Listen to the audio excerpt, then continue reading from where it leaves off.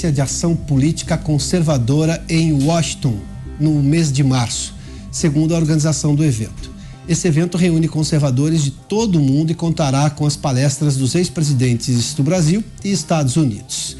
Michael Schillep, presidente da União Conservadora Norte-Americana, que organiza exatamente esse evento, afirmou que será uma honra receber Bolsonaro e Trump para tratar da batalha pela liberdade.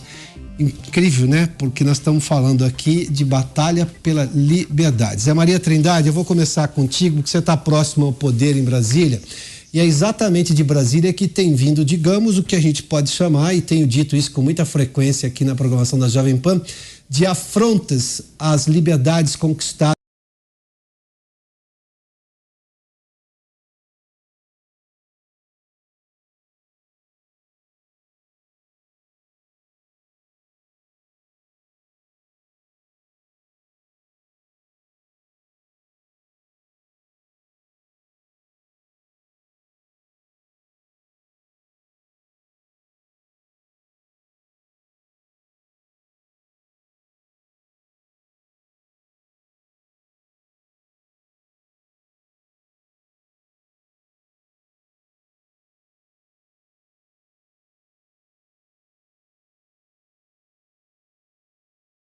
Nos pingos nos is.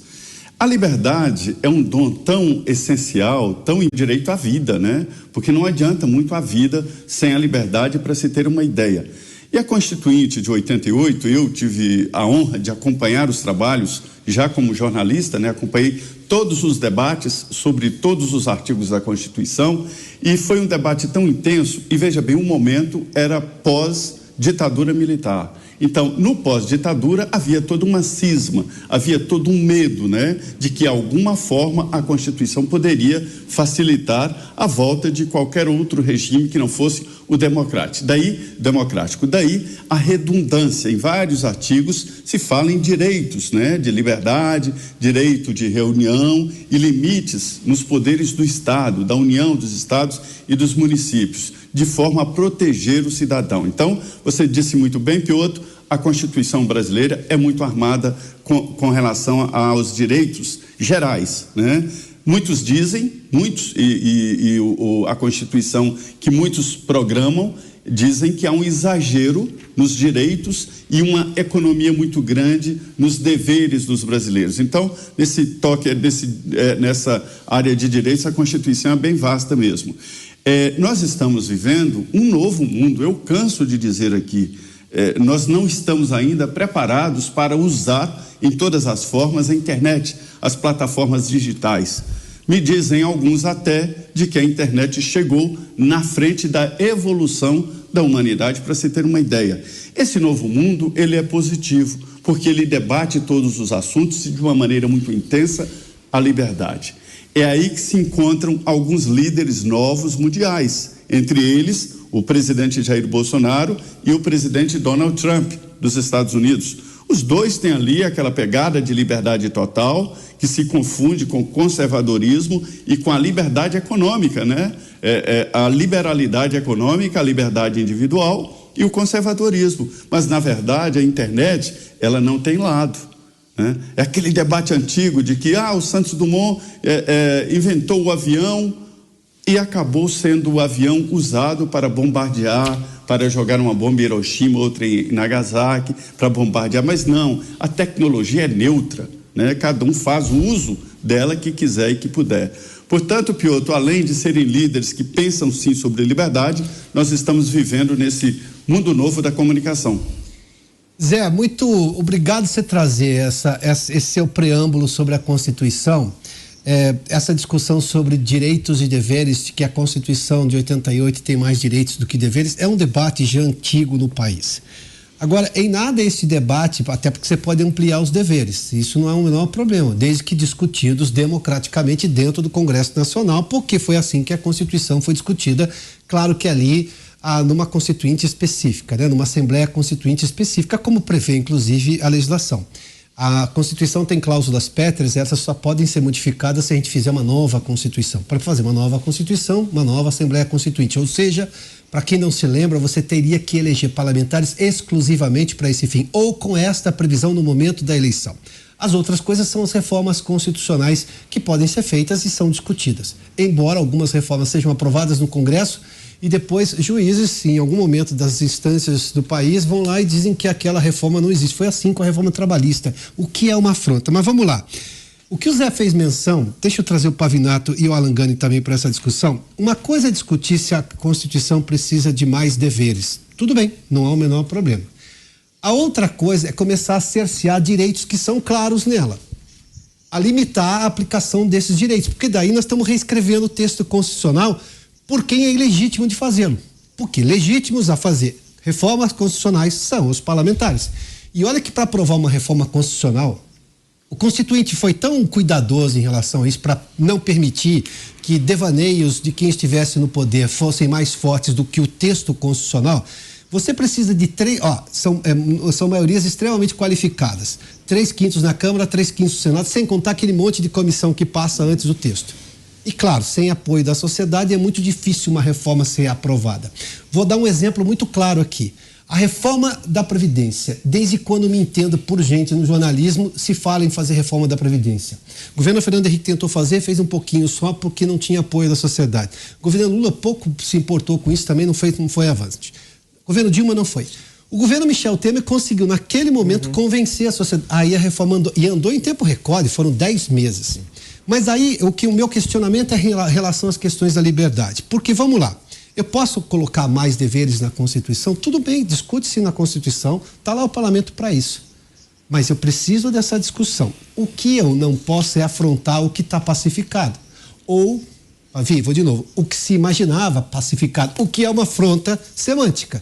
Porque todas essas pessoas, eu não consigo excluir uma delas, todas essas pessoas que estão no poder hoje, porque a Constituição é de 88, todas essas pessoas ou eram imberbes na política ainda, ou vieram depois e todas se aproveitaram do aparato legal de liberdades constituídas e garantidas na Constituição para estarem no poder hoje, onde elas vão usar o que elas têm de poder hoje para afrontar essa Constituição. Qual é a lógica semântica disso? Se eu começo ofendendo a semântica, quiçá o direito, quiçá a economia, quiçá qualquer outro assunto. A lógica, Piotto, é que a gente tem um povo de ignorantes. A gente tem um povo de ignorantes. Tem, infelizmente, mais de 70% da população brasileira ou não sabe ler ou não consegue compreender aquilo que acabou de ler. Logo, eu gosto de acessar o pensamento do maior filósofo do direito da contemporaneidade, que é o recém-falecido Norberto Bobbio. Norberto Bobbio, ele ensinava o seguinte: da mesma maneira que não existe um filho sem o pai, não existe... Zé? Pois não, Zé. Não, acho que o Zé tá nos seus devaneios filosóficos também. Assim como não existe o filho sem o pai, não existe um direito sem dever. Então eu só falo em direito quando eu estou escorado num dever anterior que o corresponde. Se você tem o direito de ser respeitado, isso quer dizer que antes de você ter o direito de ser respeitado, você tem o dever de respeitar. Logo, todos os direitos que estão elencados na Constituição de 88, assim como na Carta de Direitos Humanos da ONU de 1948, tudo o que lhe traz direitos, lhe traz antes um dever. Se eu tenho o direito de ter a minha liberdade religiosa, a minha liberdade de ideologia, a minha liberdade sexual, eu tenho antes o dever de respeitar a liberdade religiosa do outro, de ideologia do outro, sexual do outro. Então, logo, isso quer dizer mais a uma esfera subjetiva. E quando eu não tenho um povo capaz de compreender aquilo que lê, eu não alcanço o dever da norma. Porque a norma fala em direito. E o direito, como dever, é uma esfera de pensamento de quem compreende o que é o direito. Logo, quando nós lemos na Constituição um arsenal de direitos conferidos ao indivíduo, nós não somos capazes de dizer que antes daquele direito, cada pessoa assegurada tem um dever de respeitar o direito do próximo. Isso é um problema muito grave. É um problema, aliás, que deveria ser resolvido na educação de base. Quando a criança entra na escola, assim como nos Estados Unidos, ela aprende aos 8 anos de idade, the Bill of Rights, o que tem na Constituição brasileira, se bem que não se compara a Constituição estadunidense com a brasileira. Lá nós temos 20 e poucos artigos, aqui nós temos quase 2.000. É uma insanidade danada, 200, aliás. É uma insanidade danada. Logo, nós precisamos aqui de uma consciência do que é direito, nós precisamos de uma consciência do que é Constituição, do que é ser cidadão. Quando nós vemos estas questões jogadas ao léu, com pessoas achando que têm direitos, mas não têm deveres, nós estamos prestando um desserviço à própria Constituição. E apesar desse limite, dessa cláusula que exige um número de votantes maior do que uma lei normal para que se faça uma PEC, que é um projeto de emenda à Constituição, o que nós temos assistido no Brasil ultimamente é dinheiro na mão, lingerie no chão. Não importa o que a Constituição proíba. Se eu consigo cooptar um número de parlamentares suficientes para violentar, e não digo só violentar, eu digo estuprar a ideia, a mens legens, o intuito da Constituição, eu vou e acabo alterando o sentido da Constituição. E com essas alterações todas, uma Constituição que já é extensa e que já é difícil de fazer com que seus artigos dialoguem entre si, eu consigo fazer com que esse documento se torne cheio de artigos incompatíveis entre si. Só me diga qual foi a sua metáfora eufemística que você usou acerca das lingeries? Dinheiro na mão, lingerie no chão. Nada, com um pouco de sofisticação. Vamos lá, obrigado. Alan, deixa eu só colocar mais um ponto. Quero te ouvir, mas quero. O Zé fez menção, por exemplo, à questão da internet, que é o que está trazendo esse debate sobre a questão da liberdade. Mas vamos lá. Eu não preciso de legislação nova para punir casos de pedofilia promovidas na internet. Não, porque eu já tenho, as provas são aceitas. A polícia vai lá, aliás, a polícia especializada nisso pega na internet, sobretudo essas pessoas que praticam pedofilia. Venda de armas ilegais, não estou falando de venda de armas, estou falando daquelas que são de uso exclusivo das Forças Armadas, enfim. Também eu consigo pegar. E a prova é aceita em qualquer corte de justiça. Ofensa. Ofensa muito antes. Ofensa é um crime muito simples. Você vai lá, está ofendido, você processa na primeira instância normalmente, e a pessoa tem o direito de defesa e normalmente essas ofensas acabam com algum tipo de condenação, quando a gente está falando de ofensa grave. Querer usar, e o Zé fez essa observação, claro, preocupado com relação à crítica que se faz da liberdade que a internet trouxe, aliás, acessível a todo mundo, para dizer o que pensa, do jeito que pensa. Embora sejamos todos críticos aos abusos que as pessoas façam, mas tudo bem. O meu medo é, em nome de vamos restringir os excessos, eu restringo o direito principal, a liberdade. Diga, Alan, por favor. Não, o que me preocupa muito é essa tentativa de se fazer uma liberdade asséptica, né? Para a liberdade poder existir, eu tenho que aceitar alguns riscos, eu tenho que aceitar opinião ruim, eu tenho que eventualmente aceitar uma piada ruim, um comentário ruim. Eu não posso, antes do fato, fazer algum tipo de restrição, porque isso é censura.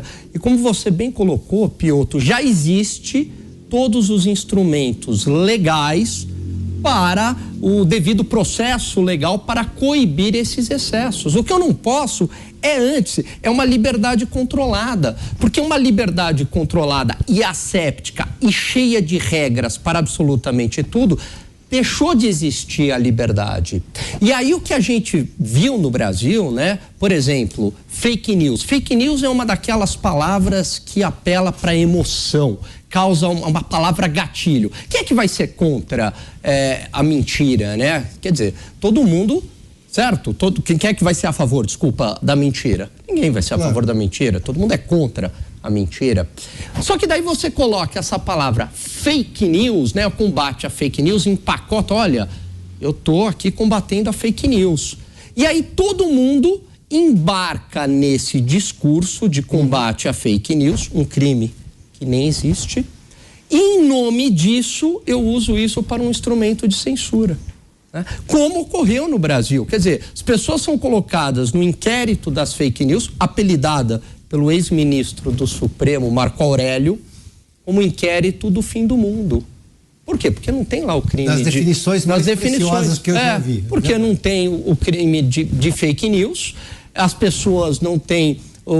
tem dificuldade de ter, né, os próprios advogados, acesso aos autos, certo? As pessoas estão sendo processadas, vão para aquele inquérito, elas nem sabem por quê. A liberdade de expressão sendo completamente acabada, né? As pessoas têm contas no Twitter suspensas, elas nem sabem por quê. Veja, os empresários tiveram as suas contas nas redes sociais, e hoje isso é muito grave, você bloquear uma rede social, né? Pessoas vivem disso. E contas bancárias também foram bloqueadas, em nome desse ente abstrato, dessa palavra gatilho que mexe com as emoções, principalmente daqueles idiotas úteis, fake news. E aí causa histeria. E em nome dessas palavras gatilho, atos antidemocráticos, fake news, e que ninguém sabe definir, porque são expressões completamente escorregadias. Em nome disso, é um saco elástico, você vai botando tudo. E aí é lógico que se você é de determinada ideologia e é contra o Bolsonaro e é contra conservadores, aí você fala, não, tá vendo? É pelo combate à fake news. Só que o pau que bate em Chico, bate em Francisco também. Liberdade não é assim, né? Seletiva. Chega uma hora contra você. E o fim da liberdade individual não existe liberdade individual, né? Com liberdade econômica, não existe. O fim da